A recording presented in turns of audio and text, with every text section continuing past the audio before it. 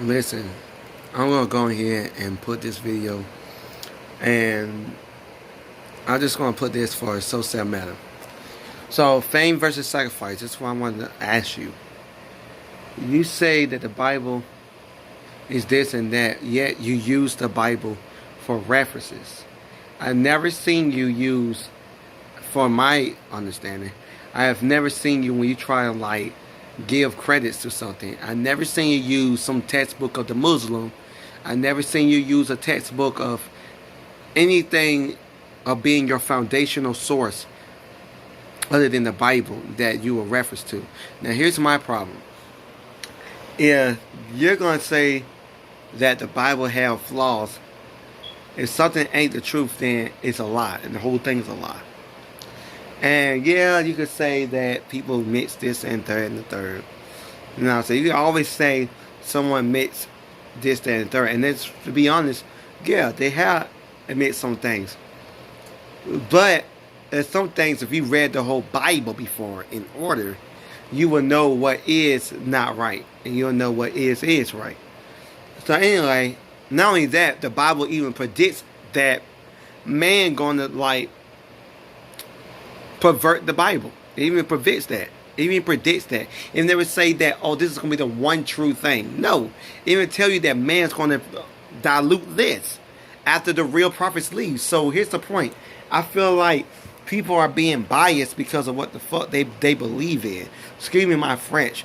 But if you you know what I'm saying, if you're going to judge me on speech, then you might want to turn off of this. But I feel like people are going off what they own, what they feel like, and to be honest, it's only because people go off on what they believe is because the simple fact they're living a life that's not right according to the Bible. Facts. We all can't stick to that Bible. We can't do everything in there. Now listen, if you could do everything that's in that Bible, please show me. Please prove me wrong. But guess what? You can't. So the fact that you came in, live up to the expectations of the Bible, tell me that, you know what I'm saying, you're not in control. Second of all, I hate when people try to say that, okay, this is a slave religion, but then it say that this is our Bible. Okay, which one is it? Is it our Bible or is it a slave religion? Because here's the thing. If you read your books, because people talk about the Bible, but y'all don't even know about the book of Jasher. You don't even know about the book of Jasher. You don't even know about the book of Enoch. You don't even know about the book of Jubilees. And there's more books on top of that. You know what I mean? So it's like people go and run their mouth about the scriptures, but they have no idea what they're talking about, to be honest. They're going off of things because they knew they wouldn't be going off of things that they heard say. They wouldn't be able to break it down languages of what it means in the Hebrew. You know what I mean? Not in the English, but in the Hebrew. So, and you think you want to bring up Egypt. Egypt got destroyed by God. You know what I mean? Egypt now no longer is a superpower. You know what I mean? And the Bible clearly says that Egypt was using magic to rule. So that's how Egypt ruled, was by magic. It wasn't by their smarts of medicine, because they have documents of what they thought was medicine, and it was not working. It was the spirits that was giving them some stuff to be able to do some things. But for as their own intellect, they were not smart at all. And so, I hate it when people try and make it look like they got all the knowledge. But at the end of the day, you use God's word.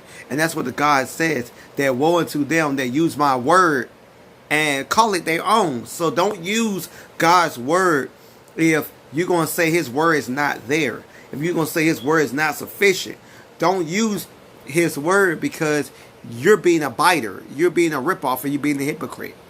So I would like everybody who say they talk crap, don't use the Bible as the source.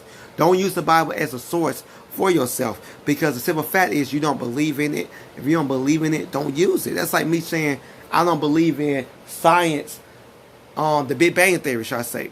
I don't believe in the Big Bang Theory, but then I want to use the Big Bang Theory, something from it that makes sense to justify my brains. No, that's bias. It's being completely biased. So it's use your own wisdom.